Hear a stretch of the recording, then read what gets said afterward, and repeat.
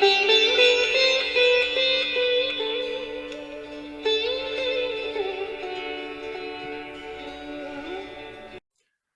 अज्ञानतिमिरान्धस्य ज्ञानाञ्जनशलाकया चक्षुरुन्मिलितं येन तस्मै श्रीगुरवे नमः। श्रीचैतन्यमनोभीष्टं स्थापितं येन भूतले स्वयं रूप कदा मह्यं ददाति स्वपदान्तिकं।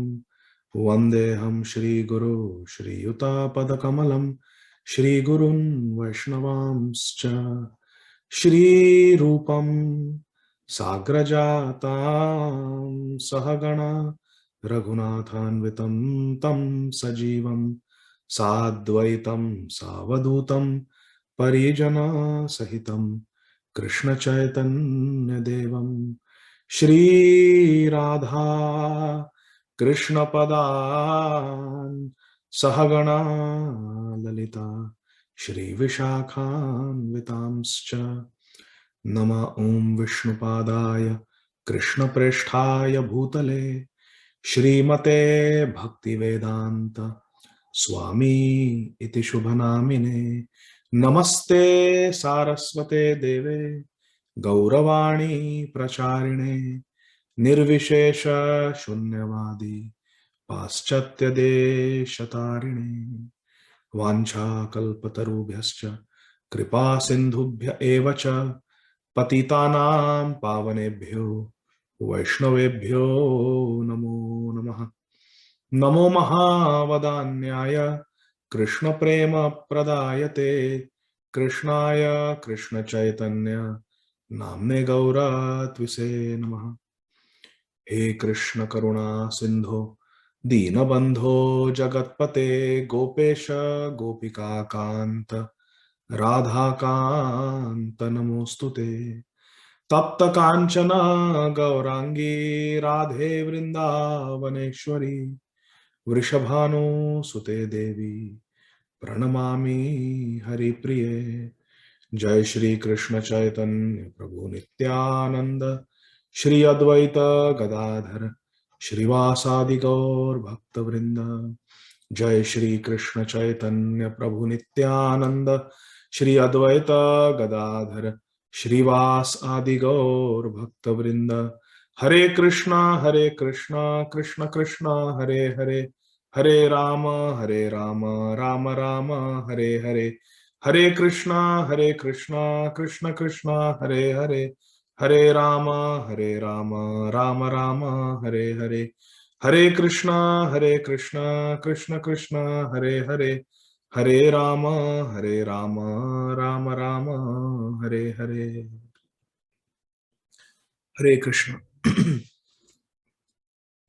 So dear devotees, thank you for your continued association. We are continuing our reading of Sri Chaitanya Bhagavat, and we are reading from the Adi Khanda, chapter number 9. Last time we read till verse number 228. The verse that says, इथे एक जनेरा हया पक्ष जई अन्य जने निंदा करे क्षय जाय से. That one who takes the side of one Vaishnava, when two Vaishnavas are having a apparent disagreement or apparent difference of opinion, two great Vaishnavas, and we take the side of one Vaishnava and we criticize the other Vaishnava, then Kshaya Jayase, that person will be destroyed. His bhakti will be covered, he will be vanquished. So that verse we read, and in that context, we discussed how actually there cannot be serious disagreement among great devotees. Once Srila Prabhupada, he was somewhere in the Northeast. I think he was in New York or Boston. He was doing a program, and a student from one of the prestigious Ivy League universities who was studying Eastern religion, I think that student was a PhD or something, and came and was listening very intently to Srila Prabhupada's lecture, and then asked a question to Srila Prabhupada that why there are so many contradictions in the Vedic literature. Why all the great authorities, the Mahajans, they have so many contradictions with each other. So many differences of opinion, so many different schools of thought. Why? Srila Prabhupada was very grave and everyone was listening very intently what Srila Prabhupada is going to answer to this question. Srila Prabhupada was very grave. He looked straight at the reporter and said, among the Mahajans, there is no contradiction. That's all Srila Prabhupada said. Among the Mahajans, there is no contradiction. So we must understand this principle that yes, there may appear to be some difference of opinion, apparent difference of opinion, but there is no contradiction among the Mahajans because there is agreement on deeper principles. Who is the Aradhya Bhagavan? What is the way to please Krishna? On all these principles, there is agreement.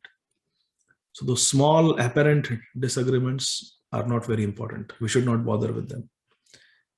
So when two great Vaishnavas may appear to have a difference of opinion, we should not take sides, and certainly we should not criticize the other party.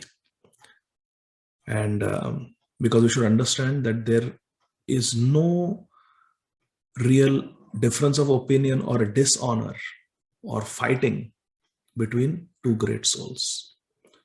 And to give an example, think about a band of thieves or robbers. They go at night and they loot a house. They steal, they rob from a house. And then they go to their hideout and they look at all the loot, all the jewels and money and expensive things that they have stolen or robbed. They look at it and then they are discussing among themselves, oh, you take this, yeah, you can take that, I'm going to keep this. So they are discussing and they are distributing all the loot that they have acquired. And they are dividing it equally. They are dividing it in a very fair way. And they are being very honest about it. And they have their own honor that, we will not cheat. We'll do it honorably. So that is called honor among thieves. It's a famous saying. What is it called? Honor among thieves. Now the statement itself, it's an oxymoron. It's wrong. There cannot be honor among thieves because whatever the thieves do, it is all dishonorable. So there cannot be any honesty. There cannot be any honor among thieves. It's a misnomer. Similarly, just like there cannot be any honor among thieves, there cannot be any dishonor among great devotees. We should not think that two great devotees are fighting, therefore I will take side of one party and criticize other party. No. Just like there cannot be honor among thieves, there cannot be dishonor among pure devotees. So that was the message. We'll proceed from verse number 229. Nityananda swarupe se nindana laoya taya pathe thakile se gaura chandra paye.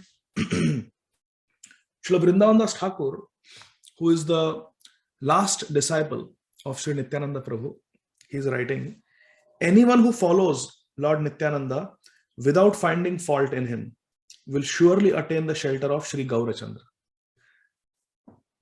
Nityananda swarupe se ninda na loya. Taya pathe thakile se Gaurachandra paye. So one who has faith in Nityananda Prabhu and follows Nityananda Prabhu and does not criticize Lord Nityananda, just by worshipping Lord Nityananda, one will get Lord Gauranga Mahaprabhu. Hena dina haibaki Chaitanya Nityananda dekhiba veshtita chatur dike bhakta vrinda.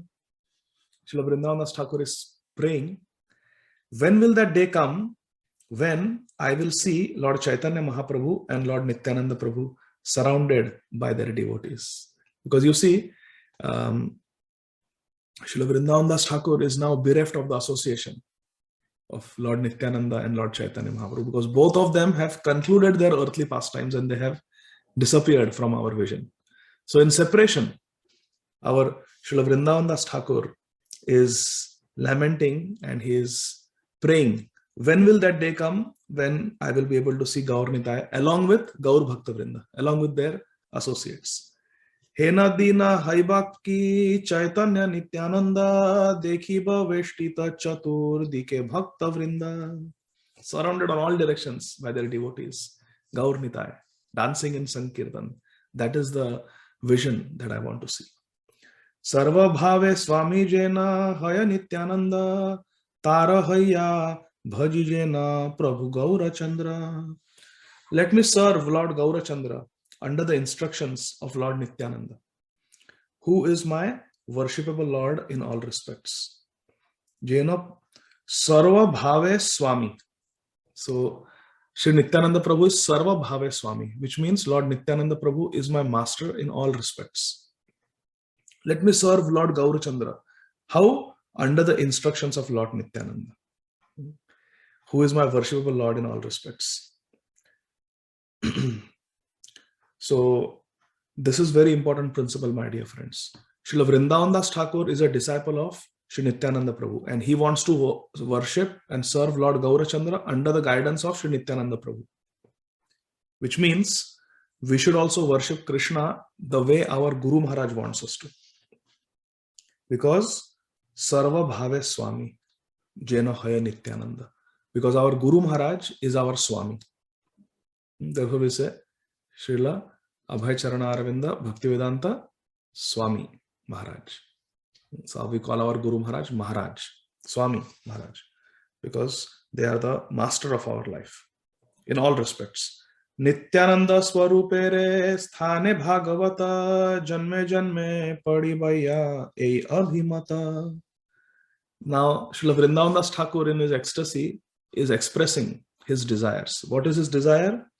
Nityananda Swarupere Sthane Bhagavata. I want to study Srimad Bhagavat from Sri Nityananda Prabhu. So what should be our desire? That we want to hear Srimad Bhagavatam, we want to study Srimad Bhagavatam from the lotus mouth of our Guru Maharaj. So all of us should listen to the lectures of our Guru Varga and to Srila Prabhupada, who is our Param Guru. Very important. Nityananda Prabhu, under his guidance, I want to study Srimad Bhagavatam. Srila Vrindavan Das Thakur is saying, Nityananda Swarupere Sthane Bhagavata Janme Janme Padi Bhaya E Abhimata. My Abhimat, my desire is that birth after birth, Janme Janme, not just in this life, birth after birth, I want to sit at the lotus feet of my Guru Maharaj, Sri Nityananda Prabhu, and I want to study Srimad Bhagavatam from him. So can we also all have this desire that we want to sit at the lotus feet of our Guru Maharaj and study Srimad Bhagavatam? Jaya Jaya Mahaprabhu Shri Gauranga Chandra Dilao Nilao Tumi Prabhu Nityananda. Srila Vrindavan Das Thakur is crying. He is saying all glories to Lord Gauranga Mahaprabhu. Dilao, who gave me Nityananda Prabhu, and Nilao to me. And he took away Nityananda Prabhu from me. So obviously this has been written, Sri Chaitanya Bhagavat has been written by Srila Vrindavan Das Thakur after the disappearance of Sri Nityananda Prabhu. After Sri Nityananda Prabhu concluded his earthly pastimes. All glories to Supreme Lord Sri Gauranga, who gave me the association of Sri Nityananda Prabhu, and who took Sri Nityananda Prabhu away from my association also. So Krishna gives us and Krishna takes away, and we have no control. We have to understand this. It is Krishna's desire. Recently, one of my senior God brothers, His Grace Vamshidhar Prabhu, passed away from this world, and today was his memorial. And I had met him actually in 2019 during the Kartik Yatra in Shri Vrindavan Dham. I met him during our Amarendra Prabhu and Swastika Mataji's engagement. He had come with his good wife. Vamshidhar Prabhu and Janava Priya Mataji. And so he passed away. A few days ago, he got a stroke and he was admitted in Bhaktivedanta hospital. And then he recovered, went home, and then I think there was some other complication, and then he left his body a few days ago under very auspicious circumstances, because he had the stroke and he recovered a little bit from the stroke, got discharged, came home. So he was completely coherent, completely lucid, and awake and alert, in clear consciousness. And he spoke to Guru Maharaj, Srila Radhanath Swami Maharaj, on video call, FaceTime or something like that. He spoke just couple of days before his passing away.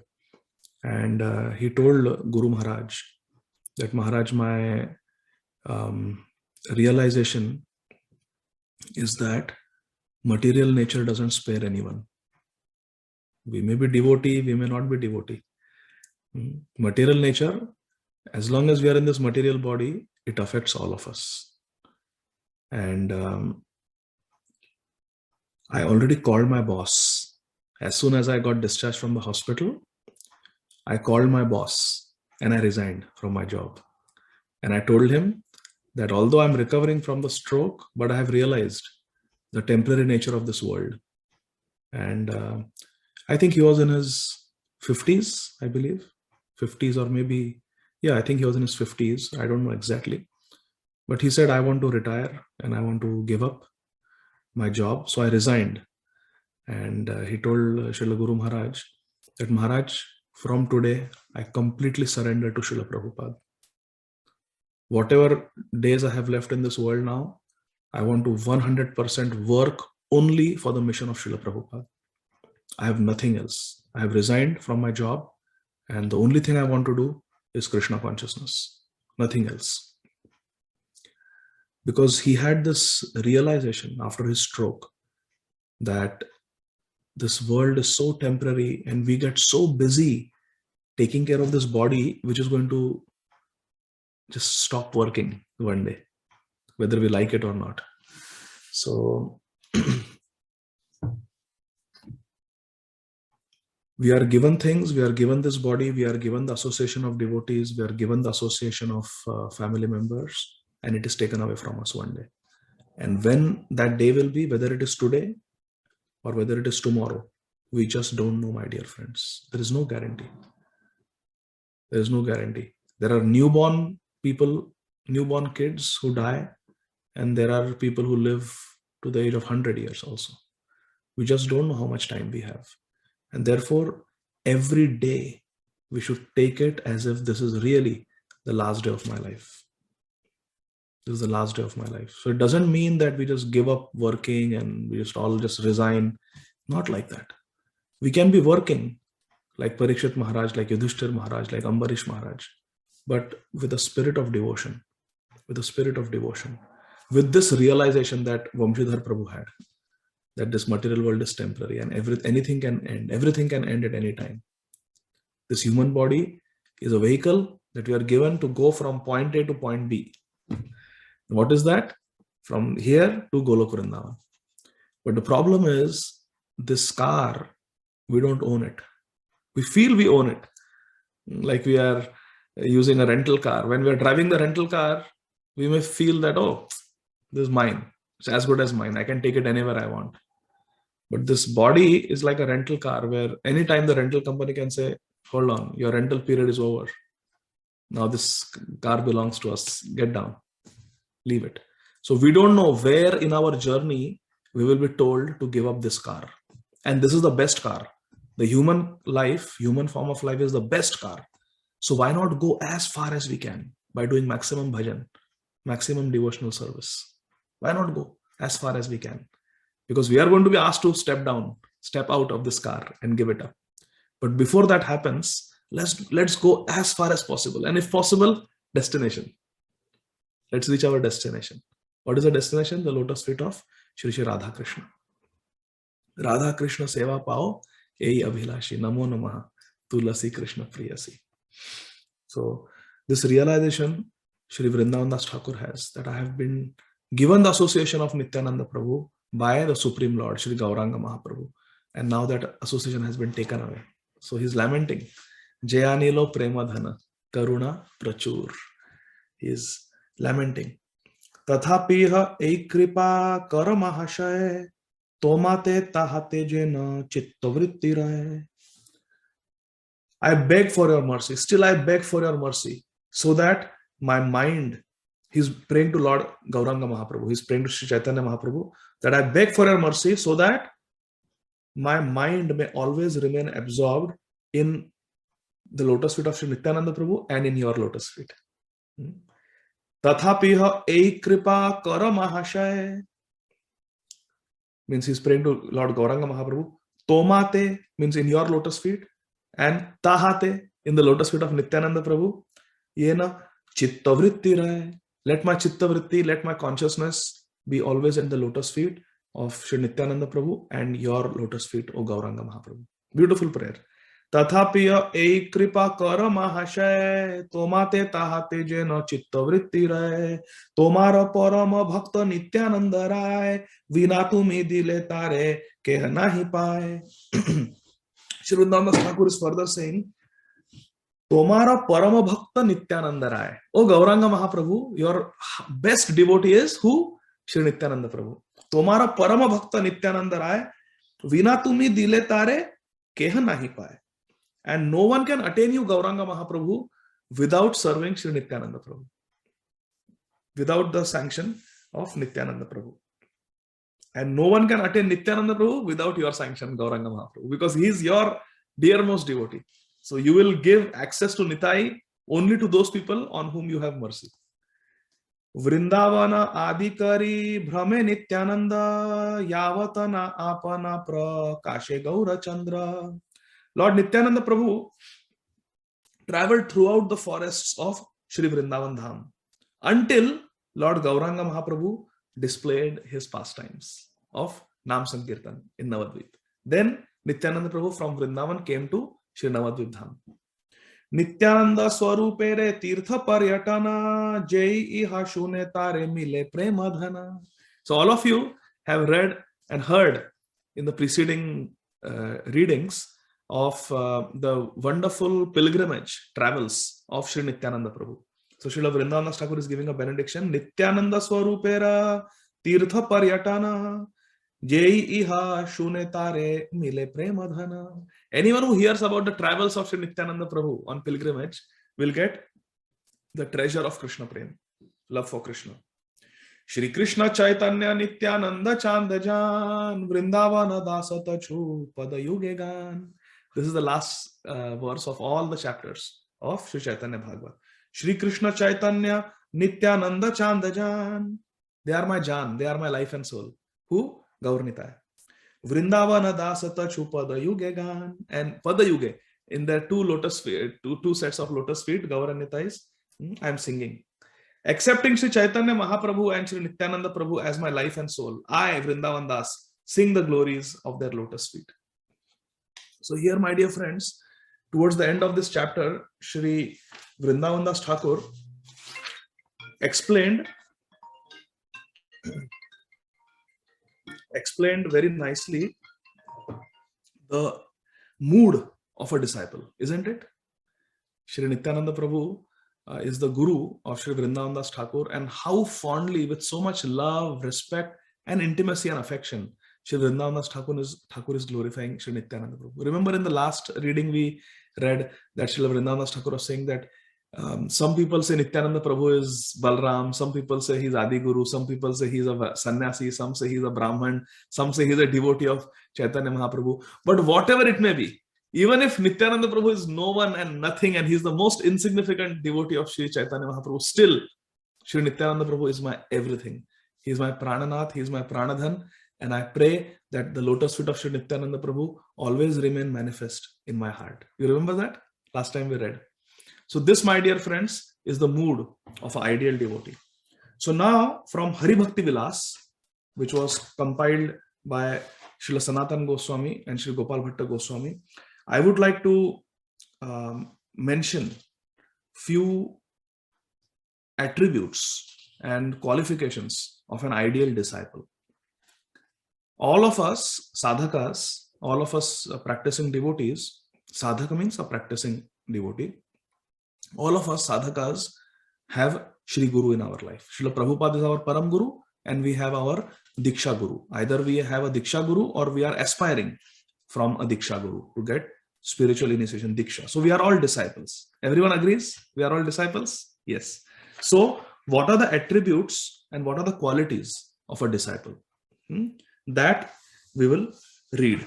I would like to read one paragraph from Sri Jaiva Dharma by Srila Bhaktivinoda Thakur Mahasaya, chapter number 20, where the principal qualities of both Guru and disciple are explained. So just one small paragraph, please listen attentively. The principal thing to retain here is that an aspiring disciple should be of good moral character and should have faith. So what are the two qualities of a disciple? He should have good moral characters. Good moral character means one should be kind, one should be soft-spoken, and one should follow the four regulative principles. No meat eating, no intoxication, no illicit sex, and no gambling. As far as possible, we should absolutely try to avoid all sinful activities. Next, the Guru. Now, after discussing qualities of a disciple, the qualities of a Guru are discussed. The Guru should be a practitioner of Uttama Bhakti, pure devotional service. What is Uttama Bhakti? Shri Rupa Goswami defines in Shri Bhakti Rasamrit Sindhu. Anya abhilashita shunyam, jnana karmadi anavratam, anukulyana krishnanu shilanam, bhaktir uttama. Uttama Bhakti, topmost type of pure devotional service, is Anya abhilashita shunya. No other mundane desire. Na dhanam, na janam, na sundarim, kavitam va jagadisha kamaya, mama janmani janmanishware, bhavatad bhaktir ahetukitoi. This is Anya abhilashita shunyam. Not desiring Kanaka Kamini Kirti. Kanaka means money, gold. Kamini means beautiful women or men, and enjoying sense gratification. And Kanaka Kamini Kirti. Kirti means pratishtha, recognition, distinction, honor. We don't want all that. Mama Janmani Janmanishwari means birth after birth, which means I don't even want liberation. I don't want freedom from suffering. No, none of these desires. Anya abhilashita shunyam, jnana karmadi anavratam. Jnana kand and karma kand, speculative knowledge, speculating about God, and fruitive activity. I will do puja, I will do parikrama, and all my sins should be destroyed. Or I should get a comfortable life, I should get a promotion, I should get more money, good health. No, that is all karma kand. That is not pure bhakti, that is not uttama bhakti. Even though the activity is Govardhan parikrama, even though the activity is Tulsi parikrama, you see, it is bhakti, but it is not uttama bhakti, because there is anya abhilasha. It becomes almost like karma kand then. So anya abhilashita shunyam, jnana karma di anavratam, anukulyena krishnanu. Our activity should be very favorable to Krishna. Anukul. If it is nice hot summer, we bathe Krishna with little nice shital jal. Nice. Krishna should feel fresh. Radha and Krishna should feel fresh. If it is winter, nice warm water. The water also should have fragrance. We should mix some rose water in it so that the water is fragrant. Everything we do should be anukul for Krishna. In front of Krishna, we should not yell or chastise children or spouse or family member or even those who are assisting us. We should not yell, not raise our voice, because Nikunja Lila is taking place. Ashtaka Lila is taking place. We should not disturb. So if we have that mood favorable to the pastimes of Radha and Krishna, that is anukul. So anukulena krishnanu shilanam bhaktir uttama. This is uttama bhakti. So the guru should be a practitioner of uttama bhakti, pure devotional service. He should be knowledgeable in the tattva of Krishna. The guru should have knowledge of Shastra. He should know what Bhagavad Gita is teaching, what Srimad Bhagavatam is teaching. He should be knowledgeable in Krishna tattva. And Shri Guru should be of unblemished character. Hare Krishna. No fall downs, no affairs, no mismanagement of money or corruption, things like that. Shri Guru should be of unblemished character. Unblemished character. Therefore, Srila Prabhupada, when some influential communists and Muslims, they got together in West Bengal, and they created a conspiracy against ISKCON in the late 1970s. I think 1976, 1977. And they actually bribed the police, and they sent police to our Shri Chandrodaya Mandir, our Radha Madhav Mandir, ISKCON Mayapur Dham. And their purpose was to arrest Srila Prabhupada. And the police came and they were asking, where is the old man? Where is the old man? We want to arrest him. It was horrible. And Srila Prabhupada was in Vrindavan that time. Vrindavan or Delhi, one of those two places. Srila Prabhupada was. He was not in Mayapur, fortunately. So the police could not get him, but they arrested the devotees who were there. And the news came to Srila Prabhupada, and Srila Prabhupada, made some phone calls, requested some ministers with whom Srila Prabhupada had a good relationship. And he immediately got the devotees released from the jail, because there was no substance to their complaint, the complaint that was lodged. There was like no truth to it. It was just some conspiracy. So Srila Prabhupada got all the disciples released from the jail. And then Srila Prabhupada commented that it is Krishna's mercy I was not there in Mayapur. Srila Prabhupada is 82 years old, my dear friends. Srila Prabhupada said, it's Krishna's mercy that I was not there in Vrindavan, because if the police would have arrested me, I would have died. So the devotees thought Srila Prabhupada is talking about his health. Because of his health, he's almost 81, 82 years old. Because of his health, he's saying, I would have died. Srila Prabhupada said, no, not because of my health. Because for a respectable person, dishonor is worse than death. And Srila Prabhupada said that there is a saying in the Western world, because he was talking to his Western disciples. It is said that the Caesar's wife should be beyond suspicion. There's a saying, Caesar's wife should be beyond suspicion, because the king was a Caesar in the Western world, in Europe, in those years. And the Caesar had a wife who is like the queen. So basically the queen should be beyond all suspicion. If the queen is suspected to have immoral character, there are rumors about the immoral and the bad character of the queen. That's horrible. Srila Prabhupada said, as Guru, I have to be of unblemished character. And if I am put in jail, people will think I have done some corruption or broken some law. He said, Shri Guru should be of unblemished character. Once Srila Prabhupada was applying for a green card for America. So there is a form that had to be filled, and Srila Prabhupada's disciple was sitting next to Srila Prabhupada, and they were filling out the form for the application.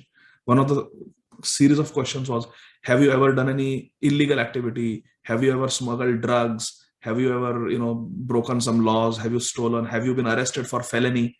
And the disciple was asking Prabhupada, so Prabhupada, have you ever been arrested for felony? And Prabhupada was very offended. He said, how dare you ask your Guru such a question? Don't you know Shri Guru is supposed to have unblemished character? If I am the Acharya, I am the Guru and Acharya of this movement, how dare you ask me such a question if I have been arrested for felony? So it's an important lesson for all of us. The Shri Guru should be of unblemished character, should be very honest, free from lust, greed, envy, anger, these things.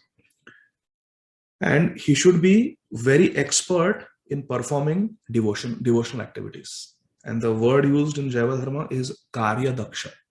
Karya Daksha. Daksha means very expert, and Karya means activity. So whatever devotional activities the Guru is doing, Srila Prabhupada, for example, he was expert in playing kartal, expert in playing mridang, expert in cooking bhoga for Krishna. Prabhupada was the best cook. Very expert in, wearing devotional clothes, expert in putting tilak. Prabhupada could put tilak without a mirror. And it is said Srila Bhakti Siddhanta Saraswati Thakur never used mirror to apply tilak. So expert, just without seeing. So little things, giving Srimad Bhagavatam, knowledge of Bhagavad Gita, knowledge of Chaitanya Charitamrita, deity installation, performing yajna for marriage, performing yajna for initiation. Prabhupada knew everything. Everything. This is called Karya Dakshata. Shri Guru should be expert. Tatra Adi Daksha Ati Vallabhasya Vande Guru Shri Charana. Very Daksha, very expert. So like that. So now what are the qualities of a disciple? Further. So in Hari Bhakti Vilas, in the first Vilas, verse number 74, it is mentioned that Amani amatsaro daksho nirmamo dida sauridaha asat varoartha jidnyasur anasuyur amoghavak. What does this mean? These are the qualities of a disciple. So we should hear attentively, because we are all disciples, and we should meditate on these qualities and try our best to develop these qualities. We should pray to Krishna to give us these qualities. Amani, a disciple should be very humble. Amani means prideless, not expecting any respect. Amani. Amatsaro. Matsar means envy. Amatsar means non-envious. Amani, amatsaro, and daksho. Daksha means very expert. Daksha also means very alert. So Shri Guru is always very alert to the service of Krishna. Like Srila Prabhupada, there's a famous story. Srila Prabhupada came to one particular temple and he said that Krishna and Radharani have become thin. They are not being fed properly. And Prabhupada had just entered that temple and he was taking his first darshan. And Prabhupada said, call the cook and call the pujari. So they were summoned. And Prabhupada questioned them that after I installed, now I'm coming back and I'm seeing that Radha Krishna have lost weight. What is going on? So they looked at each other, they looked down and they said, yes, Prabhupada, actually we have stopped making the sweets for the Rajbhog. We are not offering any sweets for Rajbhog offering. So immediately Prabhupada, through his transcendental vision, he could see Radha and Krishna communicated to him that they are not being fed properly. The deities actually, we may not realize it, but if there is sincere devotee, the deities actually have a personal relationship with the worshipper, with the devotee. This is a fact. We may or we may not realize it. But if we are perpetually serving our deities with faith and with whatever love we have in our heart, considering them to be ours, then the deities are not just some murti. Pratima nahi tumi sakshat Vrajendra Nandana. Sri Chaitanya Charitamrita explains. They are actually Krishna. Just this is in the 1990s, just 20-25 years ago. True story. In Bundelkhand in India, there was a Pathak family. Pathak is a Brahmin surname in India. Pathak. Very common in Maharashtra. Brahmins, they are called Pathak. So there was a Pathak family, and they had a four-armed Chaturbhuj Vishnu Murti in their house. So they had a Devghar. In Marathi we call Devghar. Devghar means it's like a temple in the house, but it's a separate room. And in the olden days, it used to be like completely independent unit in the house, and you only go there to do puja, to do kirtan, like that. So they had a Vishnu deity there, and it was a very, very old deity. In that Pathak family, that deity of Chaturbhuj Narayan, Chaturbhuj Vishnu, was being worshipped for generations, and that deity is still there. So there was this mother of the family who used to, all her life, since the time she entered that family, in those days the marriage used to happen practically when the girls would come of age at the age of 10 or 12. So at the age of 10 or 12, she came to that house, Pathak family. And since then, she had faithfully served this Narayan, Chaturbhuj Narayan, four-arm Narayan form. All her life, after she entered that family, she had cooked every day. She had assisted, made garlands, everything, made chandan paste and everything, whatever seva was there, she had done for Narayan. And now she was in her 80s. She was very old. She had become very old. She had children, grandchildren, everything. Now the grandchildren were doing the puja. She had become so old. So she had become old, and still I remember, I also grew up in the 1980s and 1990s. In the summer when it used to be very hot, we used to sleep on the terrace. Have any of you had that experience in India? They sleep on the terrace because it's very hot. Yes, everybody's raising their hands. So this grandmother, she was also sleeping on the terrace.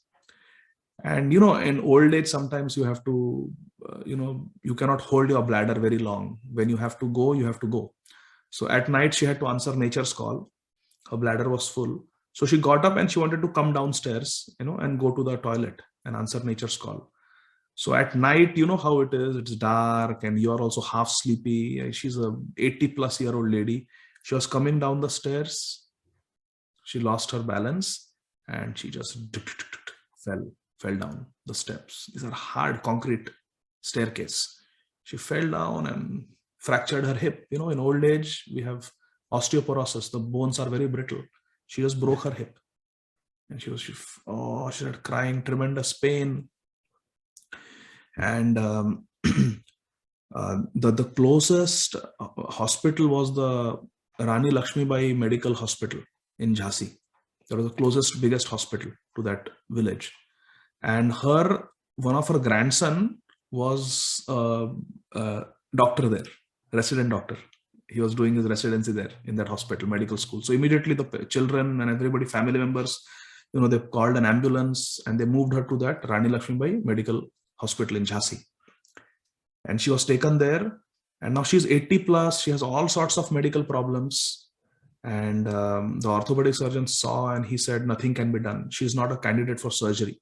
Because if you do surgery on her, hip replacement surgery, she will not be able to sustain. She will never recover from the surgery. She's so old and frail and weak. So, they just did some painkillers and some, immobilization in the bed, just let her be, bed rest, complete bed rest like that. And they said, she'll have to just die with this now. She'll be bedridden and never recover. So she was just put back in the ambulance after a few days without any surgery, without any treatment, just some pain medicines. And she was sent back home. So this old lady, she comes home with a fractured hip. And now she cannot get up. She cannot stand. And all her life, her Prananath, the Lord of her life was Lord Narayan. She would not even drink water until she had worshipped Lord Narayan. Because unless the puja is done, she would not eat anything. Every day she would cook breakfast for him. Every day she would cook lunch. Every day she would cook dinner. Her whole because, in those days, ladies didn't really go here and there much. They would be in the house only. Their whole world was the house. The family members, the deities, and household. So she was completely absorbed in that. And now suddenly her life had changed 360 degrees. Now she has lost her independence. She cannot stand. She cannot walk. She is bedbound. And the worst thing was, now she could not even go to the Devghar. She could not even go to the temple in the house and take darshan of her Narayan because she could not get up. She was bedridden. And everybody is busy with their own lives and she was just lying there. She didn't know what to do. And she would criticize Lord Narayan day in and day out. Any family member would come to attend to her, she would be cursing Lord Narayan. Any relative came to meet her, she would be cursing Lord Narayan. Any neighbor came to check on her, she would be cursing Narayan. She would call him ill names. That this fellow, why did he do this to me? Why did he do this to me? So her son one day told her that, mother, all your life you have been a devotee of Lord Narayan, and now towards the end of your life, you are spoiling all your pious credits by calling him ill names. Why are you criticizing God? So I'm criticizing him because of him I cannot now, he's not allowing me to take his darshan. I cannot even see him. That's why I'm criticizing him. How can he do this to me? How can he deprive me of his darshan? I want to go and see him. I want to cook for him. I want to make garlands for him. I want to do aarti of him. And he's not allowing me any of those things. How can he do this to me? How can I live like this? Better I die. That's why I'm criticizing him. It's all because of him. He has done this to me. So they thought, the old lady has gone mad after the fall, after the fracture. She's losing her brain, losing her mind. So they just left her alone. One day in the morning, they came as usual, because morning they would wake her up, they would, help her brush her teeth, use the bedside commode and things like that. So the son and the daughter-in-law, they came in her room and they saw that she was not there. She was not in the room.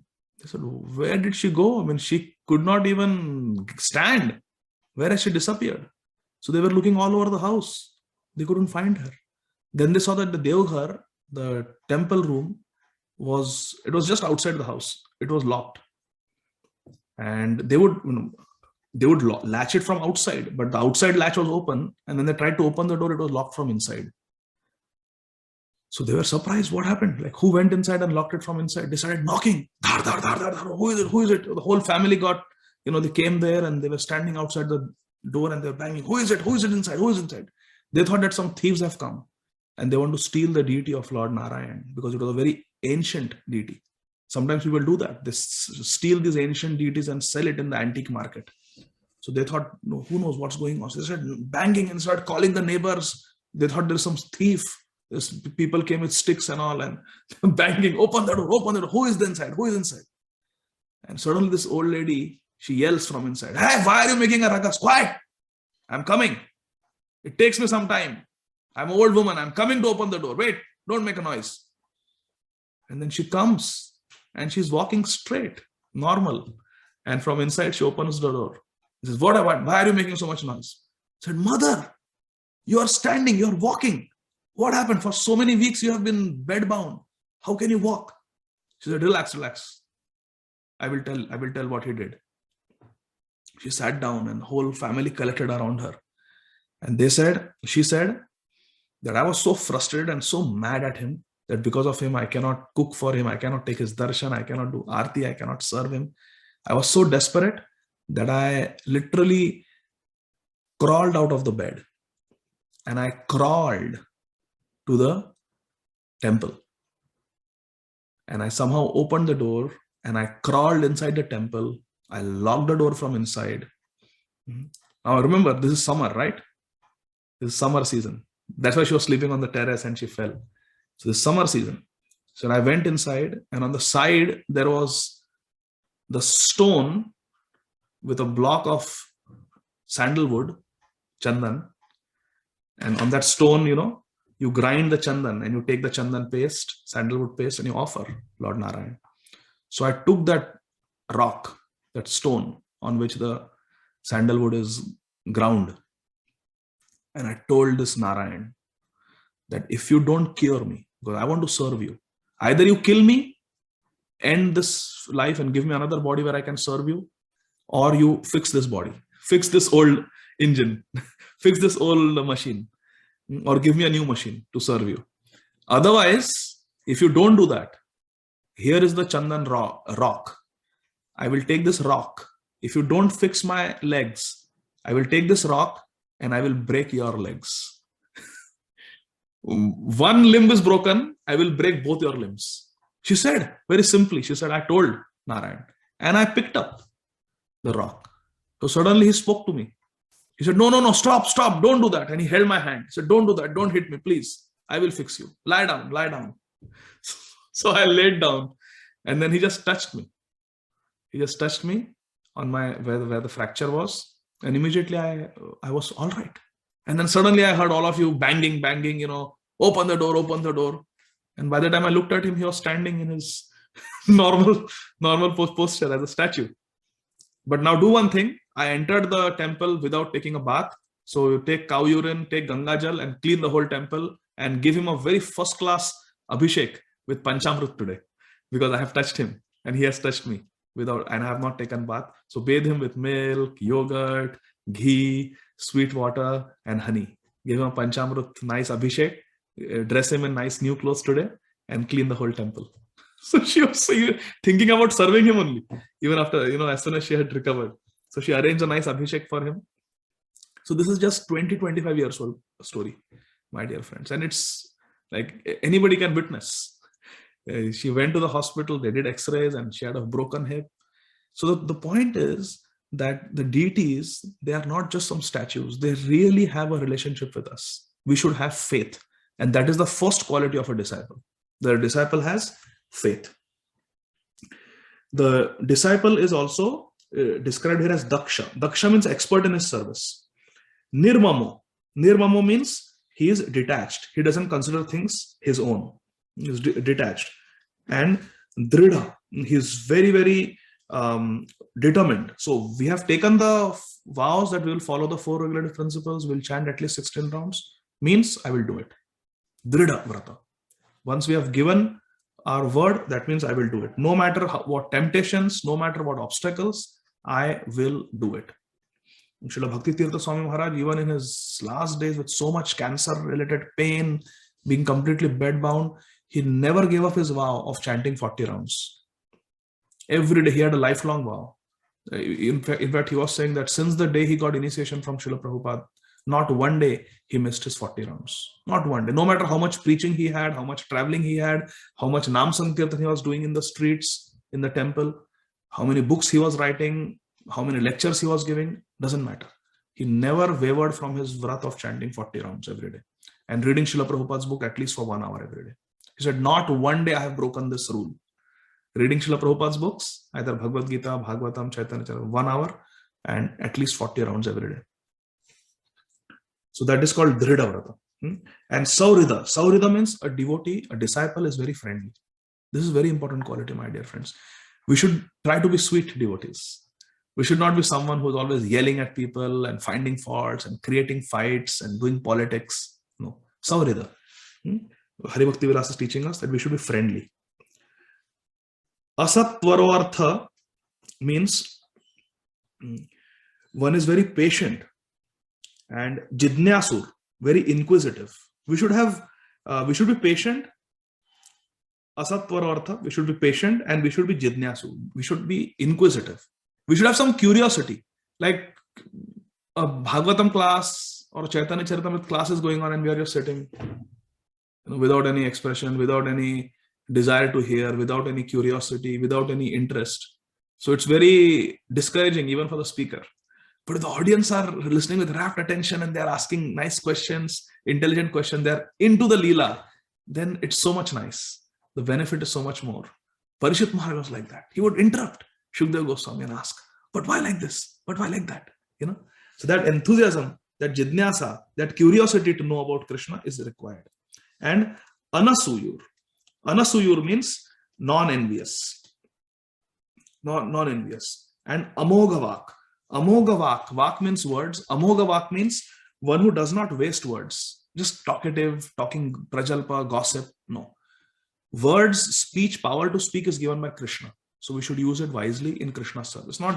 We should not be over talkative unnecessarily.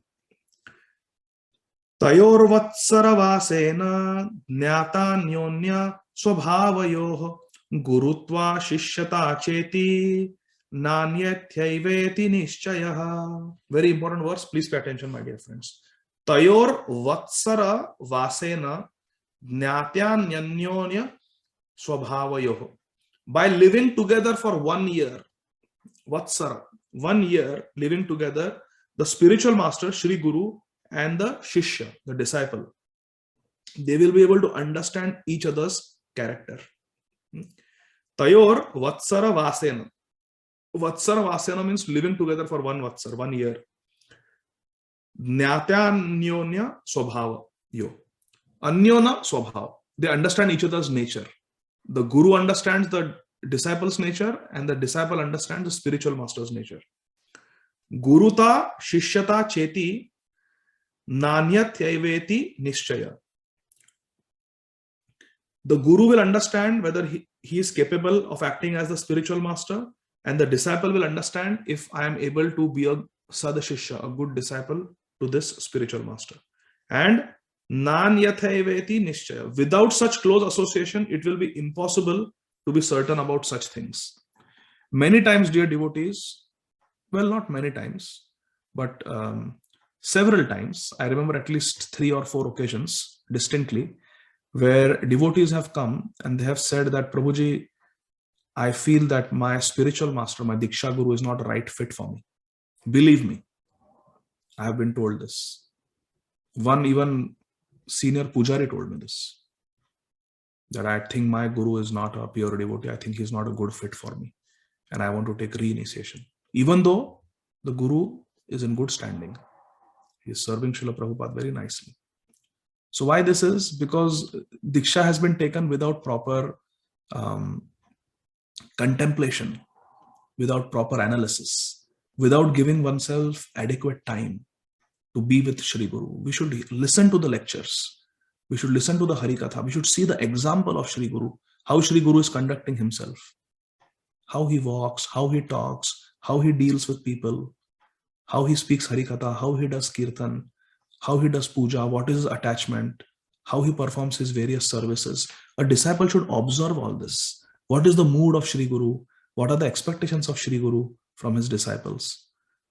And then one should try to analyze, carefully consider whether I can be a suitable disciple for this spiritual master, and whether this spiritual master can be a suitable captain of my life to guide me to Krishna.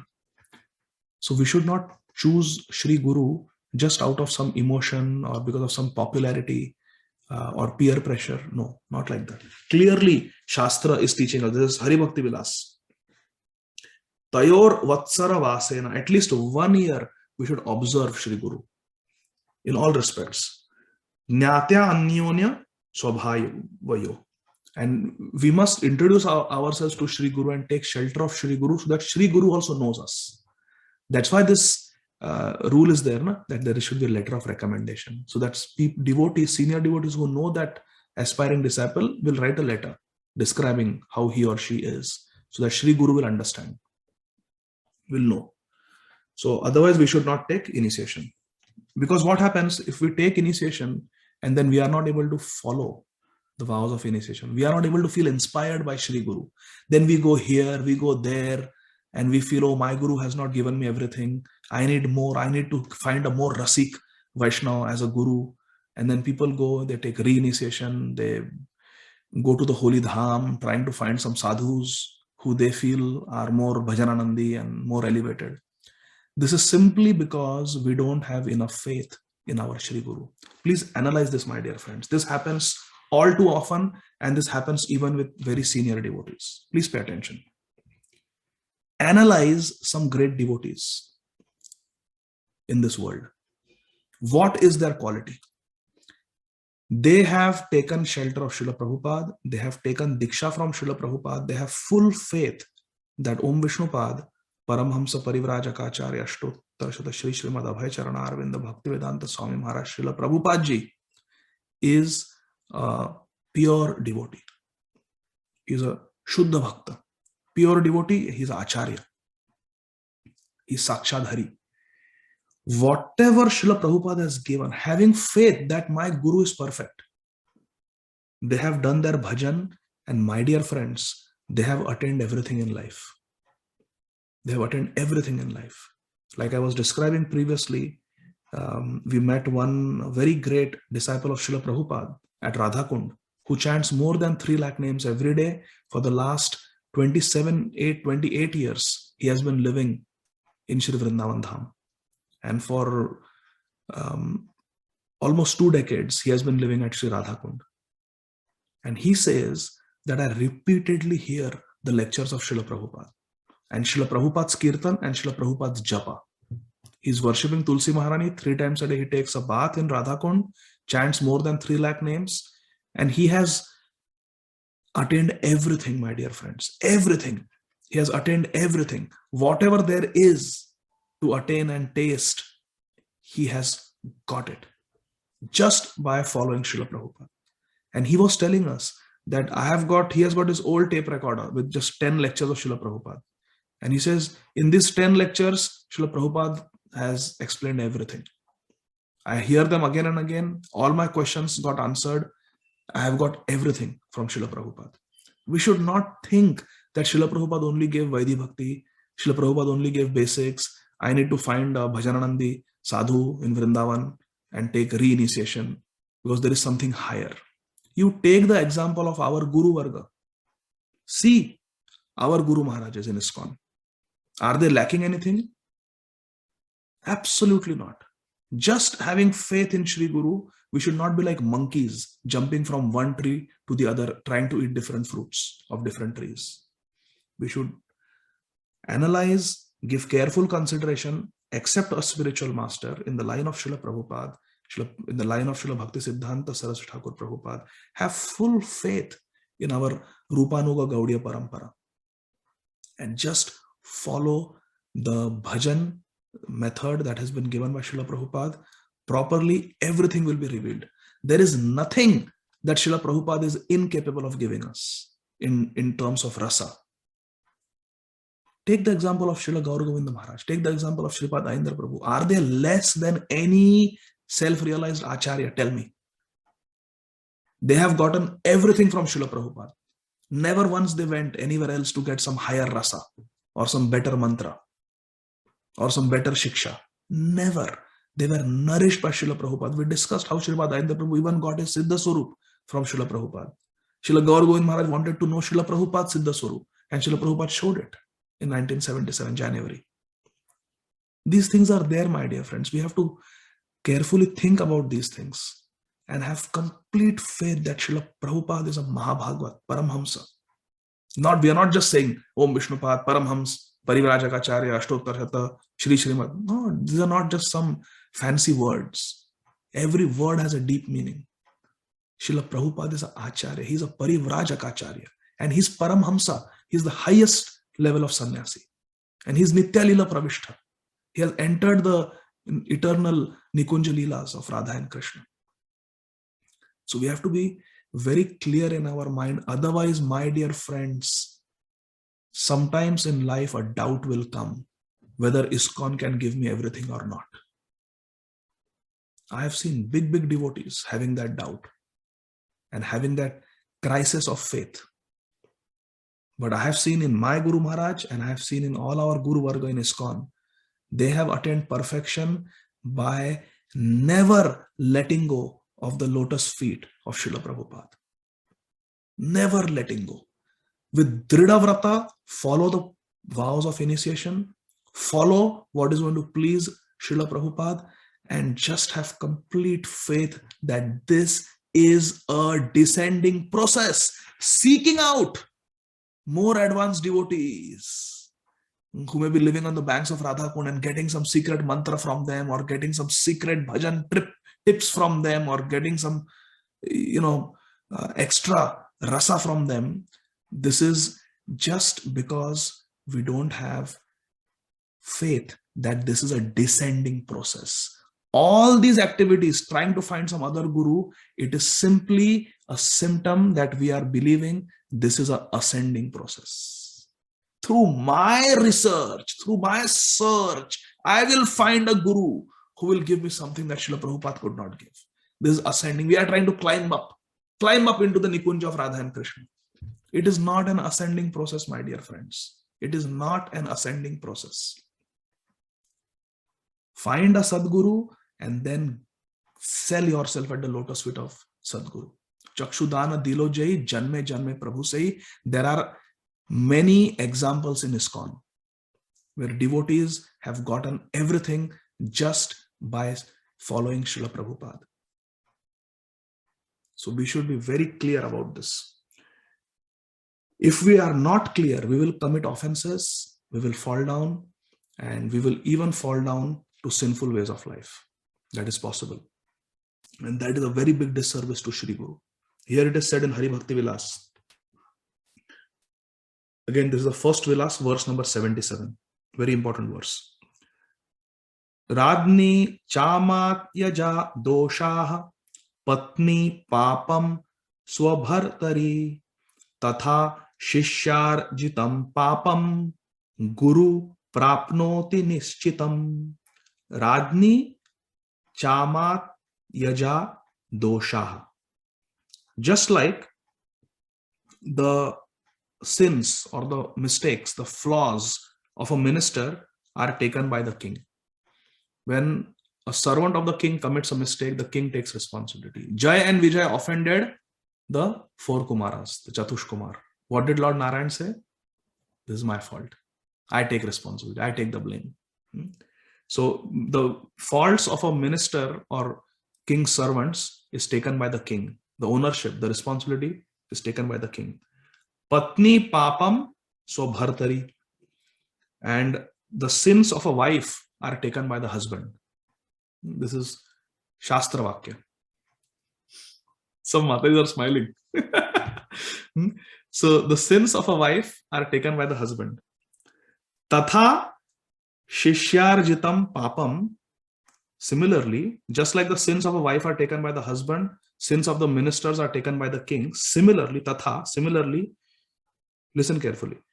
Shishyarjitam papam guru prapnoti nischitam. Shishya arjitam papam. Whatever sins are accumulated and created by the disciple, guru prapnoti nischitam. Definitely, the guru gets those sins. Sometimes devotees ask, really Prabhu, what sins I commit, will they go to my Diksha Guru? Yes, this is the Praman. Tatha shischarjitam papam guru prapnoti nishchitam. Our sins go to our guru.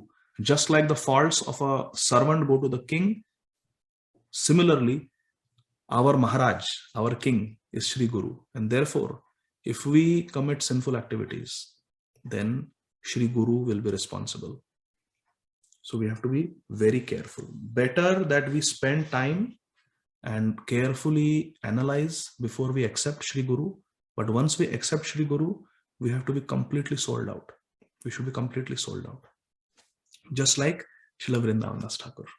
So this whole discussion came about because Srila Vrindavan Das Thakur is glorifying his Guru, Shri Nityananda Prabhu, so sweetly. Therefore, I thought we will spend few minutes talking about disciple-guru relationship. Next time, Krishna desires, we will start. So we completed chapter number 9 of the Adi Khanda. Next time, we will start with chapter number 10, which is entitled Marriage of Shri Nimai Pandit to Shri Lakshmi Priya Devi.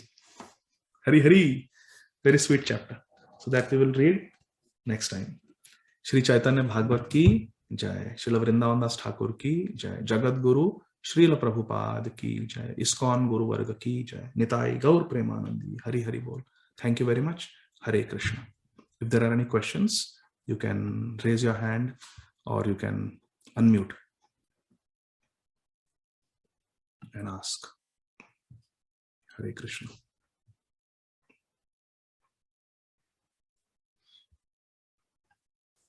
Muktadanga, you are unmute. You want to say something? I just want to say thank you, Prabhu. That was a wonderful points. Guru-disciple relationship. Hare Krishna. Thank you. So one who has already taken initiation and who has not gone through these stages, right, Prabhu?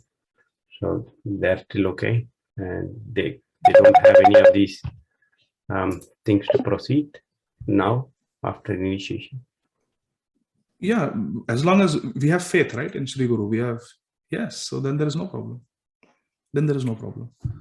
But best is to, before taking Diksha, one should be clear about these things. Because the Shastra is recommending that 1 year you should wait and closely observe Shri Guru.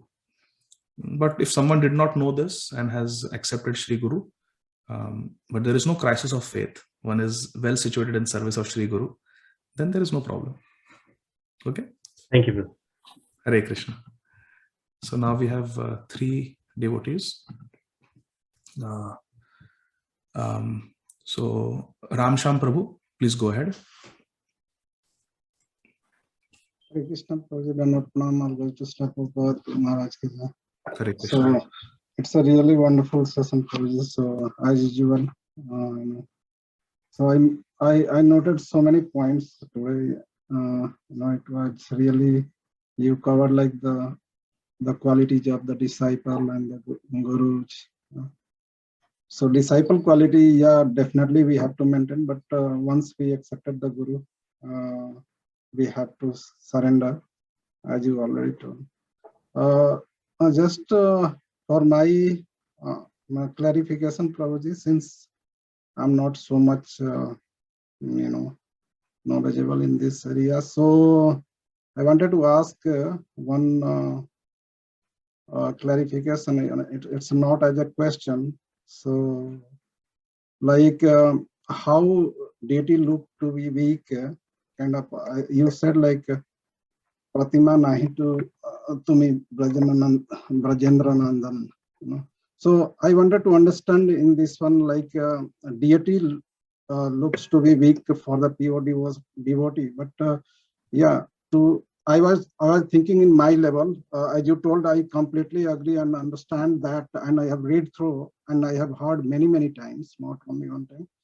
So in this Isopanishad, there is a Om Purnamidaya Purnamidam Purnasya Om Purnamidaya Purnamidam Purnasya Purnam Udechyate Purnaya Purnasya Purnamadaya Purnameva Visishyate. So Krishna is complete, always complete. So even though whatever offering we do, Krishna feels something and he eats something we never realize. Like that, deity is there in the form of Krishna is in form of the deity. He's there, so he is always complete. He is always complete. So but how our eyes can see like Krishna is weak and something. As per this verse, if we see like, so does it indicate like that? So that's it's not my doubt, just for my clarification, or maybe something it can help me in my understanding. I completely understand in the Shastra that it is correct. So if you can put light on that, Prabhuji, it will be helpful for me. How we can understand that the deity is becoming Weak. weak? Yeah. How? We cannot Yeah. understand. Unless we have pure love like Srila Prabhupada, we cannot understand. Srila Prabhupada could understand because there is direct communication with Radha and Krishna, because he's pure. He's a pure devotee. But we may not be able to understand.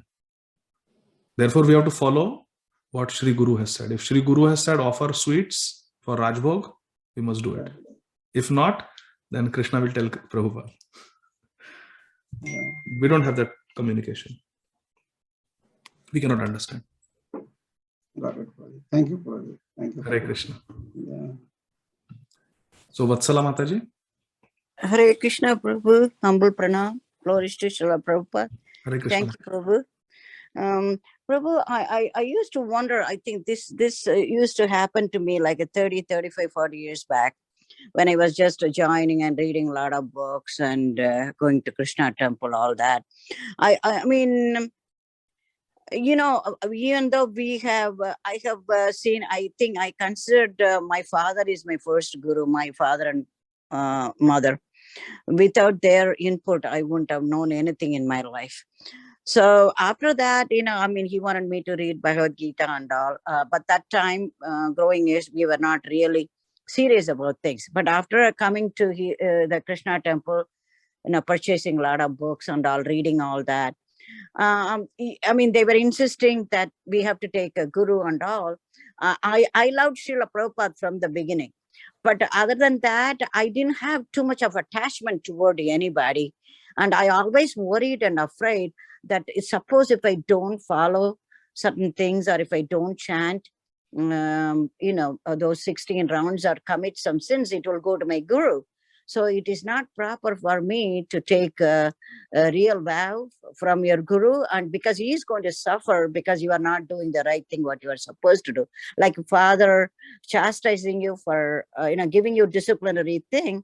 But if you don't follow that, you are going to get the consequences. But somebody else is going to suffer because you are not doing the right thing, what you're supposed to do. So maybe, I don't know, that I always thought about it, that probably that postpone of trusting or doing something or believing in somebody.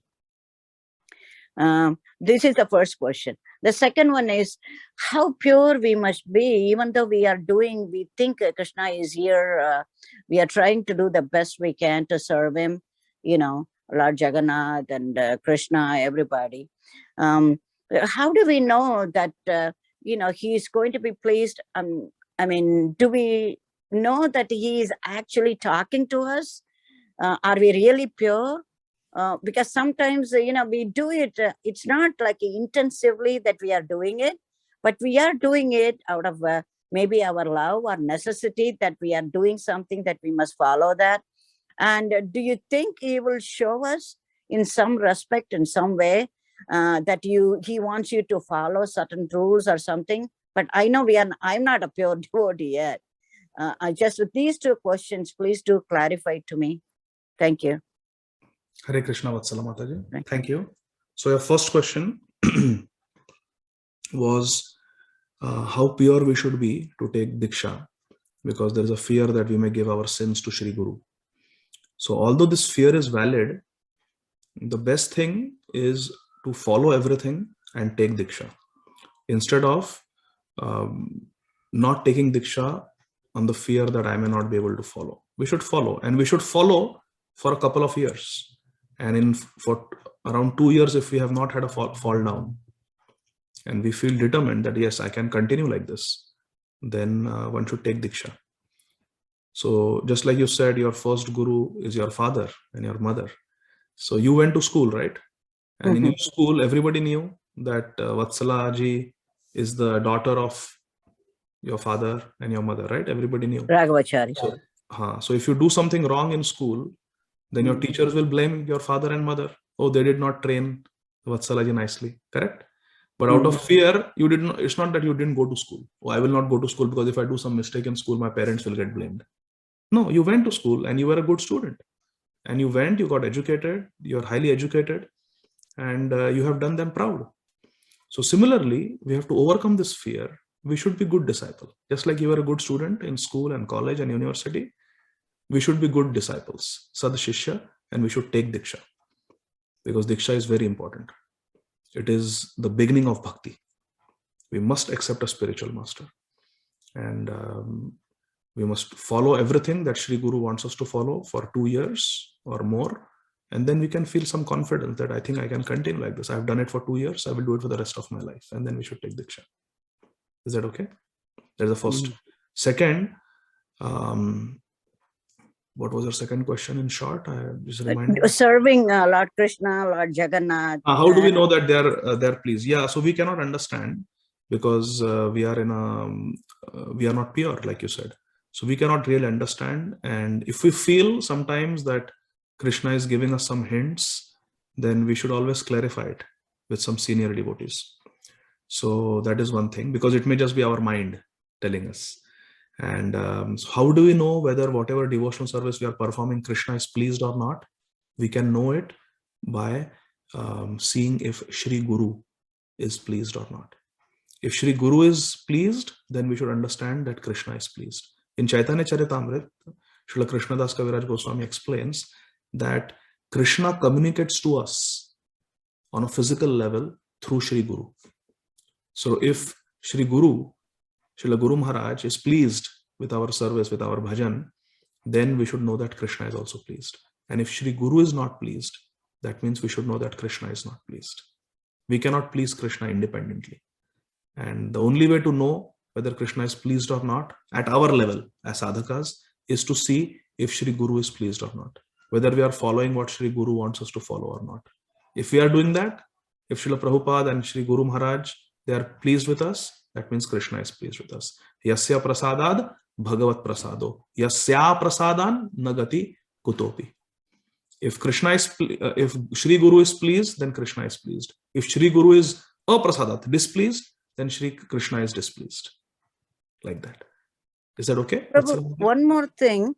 I just learned from you today, like, you were telling that on a wintry day, it's snowing. I have to do the shoveling and all here. It was bad.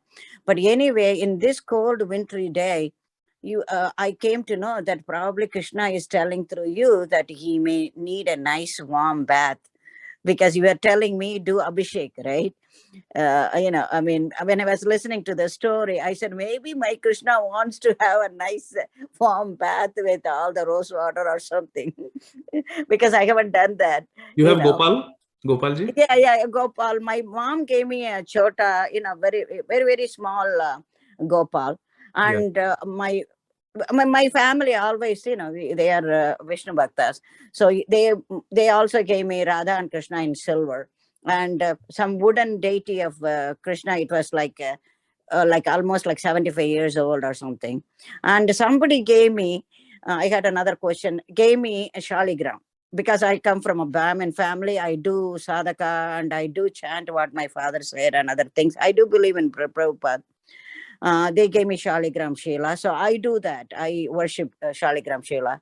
And you also clarified that's actually Krishna, right? I think I listened to your lectures. Yes, Shaligrama Shilayantu Sakshat Shri Krishna Seva. Shaligrama is Sakshat Krishna. So I think from listening to you, maybe I always think that Krishna is probably telling you. I had a problem. I was telling even Murali Prabhu, I have a problem of not sleeping whole night. I have a problem of getting up because of the wintry weather and so many things, insomnia. I was talking to him. All my schedule is getting messed up. so many things are not being, done in a proper way, the way I like to. But I kept on praying to Krishna, please do something. Whole night, one day I was telling Murali Prabhu, I read Bhagavad Gita. Sometimes I do the Bhagavatam. I said, if they have a shorter version of Bhagavatam, I would like to read the whole night. Sometime I'm not sleeping, this is what's happening. But I think through something, but still I surrender to Krishna. I still keep telling him, please, Krishna, show me the way. This is what is happening. And you need to help me out on something. I think through your lectures and some of the Amarendra Prabhu and other people I listen to, I do get some inspiration. But I had a question also, is the Siksha Guru can be our Diksha Guru? Because I don't see my real Guru is Srila Prabhupada, right? And I don't have any intermediate, but there are some gurus, I have listened to a lot of lectures and all, I do believe in them. They are acting like a Siksha Guru. They have given advice to me. Do I follow them? Do they come as a Diksha Guru, or they don't do that? We don't do that in our tradition. We have to ask the Shiksha Guru if the Shiksha Guru will give Diksha. Because the Diksha Guru is our most important Shiksha Guru. Our Diksha Guru is our most important Shiksha Guru. And in addition to our Diksha Guru being our Shiksha Guru, we may accept few more Shiksha Gurus. That is allowed. But the Diksha Guru is the main Shiksha Guru. And Srila Prabhupada is our Parama Guru. He is the Guru of our Gurus. So, and he's also the founder of this Krishna consciousness movement in the modern times. And he's also our Acharya. He's our Acharya. He has given us everything that we have, how to do bhajan, and he has taught us by his own example. As an ideal brahmachari, as an ideal grihastha, as an ideal vanaprastha, and as an ideal sannyasi. Srila Prabhupada has taught us how to be ideal in all the ashrams. So Srila Prabhupada is our Acharya. Srila Prabhupada is the preeminent Shiksha Guru for all of ISKCON devotees all over the world. But our Diksha Guru also is important. He is our Diksha Guru and he is our most prominent Shiksha Guru also. And Srila Prabhupada is our Param Guru. Our Diksha Guru is serving Srila Prabhupada. Like that. So yes, you can have Srila Prabhupada as your preeminent Shiksha Guru. And you should search. You should pray to Srila Prabhupada. I know so many devotees, they were exactly in your position. They simply prayed to Srila Prabhupada and they prayed to Krishna. And their Diksha Guru was revealed to them. So like that. So you just do that. And yes, our Shastra recommends that the seva to Thakurji, to Krishna, should be Ritu Anukul. Ritu Anukul, based on the season. It should be favorable. So now it is snowing, it's cold. So you should bathe your Laddu Gopalji with nice warm water. Like that, and make him wear warm clothes. So like how we feel good after a warm shower. Yes. Like that. So yeah, somebody gave me the Radha Krishna deity 40 years back to me. Everybody came to me. Even my, Jagannath, Jagannath, Lord Jagannath, Baldev and Subhadra, everybody came to me. I didn't ask anybody. Maybe I had a wish inside, but I didn't reveal it to anybody. Somebody, he said, they see you being faithful to Lord Krishna. So they said, okay, you are so faithful and loving. So, we want you to have this. And then, he came, and also Lord Chaitanya, Lord Chaitanya and, Nitai Prabhu, they all came to me too. So I didn't ask for anything. They all came to my house at a certain time. So I am fortunate to even, to read Srila Prabhupada's book, by his grace, I'm still reading, I'm still going, and I'm doing the best I can. Yeah. Continue like this very nicely. We pray that you are able to make more and more spiritual progress. I hope so, Prabhu. Thank you so much, Prabhu. Thank you, Vatsala Mataji. Hare Krishna. So last question, Anjaneya Anita Mataji. Hare Krishna, Prabhuji. Yeah, I had similar, like we are new. So I was just wondering, like Mataji was saying, how to find the real Guru from where we can take Diksha. So in the process you were explaining to her, it answered me, because so the thing is, we just have to pray to Krishna. He will show us the way, right, where to go. because we listen to you, we listen to Amrendra Prabhu and like Lal Govind ji and all. So we love you and we love listening to you. So but then we are so the only way to is pray to Krishna and Srila Prabhupada to show us a way to the right guru, right? Yes, we should be sincere. We should do our bhajan nicely, our sadhana nicely, and we should pray to Srila Prabhupada and to Shri Krishna that please come to me in the form of a guru, because we need a living guru who can accept us and to whom we can surrender. So we need a living guru. That's how the parampara continues. It's from one living guru to the next. So you pray to Srila Prabhupada, pray to Shri Krishna, and certainly they will send a Sadguru in your life. 100%. 100%. A sincere devotee can never be without shelter. Can never be without. You'll definitely get Guru. And there are so many pure devotees in our movement. So there is no shortage. There is no shortage of Sadgurus. We just have to be sincere. So because we follow everything, we follow all the full principles and all that, but then that thing always bothers me, like where do I find, how do I go, because it is such a vast thing. Or like I was wondering, like should he be very close to you so that you can interact with him on a daily basis or so, or like there are many questions like to find the Diksha Guru. Yeah, so see, physical proximity and easy access is one consideration, but it is not the most important consideration. Many of the disciples of Srila Prabhupada, they hardly had any association. His Holiness Niranjan Swami Maharaj, he's one of our Guru Gana in ISKCON. He never met Srila Prabhupada. Srila Prabhupada initiated him through a letter. He sent his beads in the mail, his name, and acceptance letter through mail. He never got to see Srila Prabhupada face to face. But he is such a great Vaishnava Guru in our movement. His Holiness Niranjan Swami Maharaj. Very exemplary, very inspiring. Thousands of devotees are inspired by him today. Never saw Srila Prabhupada face to face.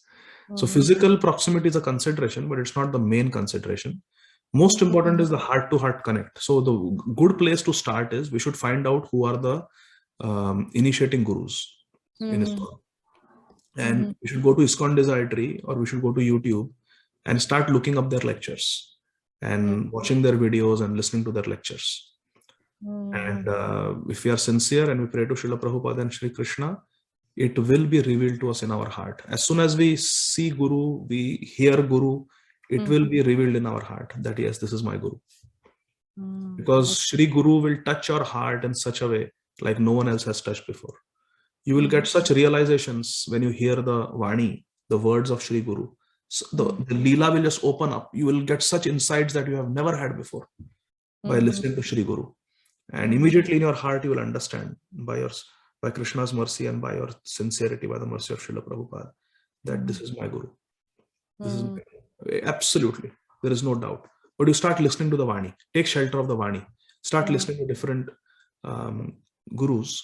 And with sincerity, by Krishna's mercy of Srila Prabhupada, it will be revealed to you 100% very soon who is your Guru. Okay. Who is your Guru. Okay? Yeah, sure. Hare Krishna. Tandat Pranam. Hare Krishna. So Mataji, I just want to go ahead. Anjaneya is saying Hare Krishna. So I want to, that was my question. So Anjaneya is your son? Yeah. Hare Krishna, beta. Hare Krishna. Hare Krishna. I was trying to search you. Just like Mummy is trying to search for Guru, I was trying to search you. I was only seeing Ashtasakis, I was seeing Radha and Krishna, I was seeing peacocks and Kalpavriksha trees and swans, Rajahansas in that lake, but I couldn't see you. So now I am seeing you. Hare Krishna.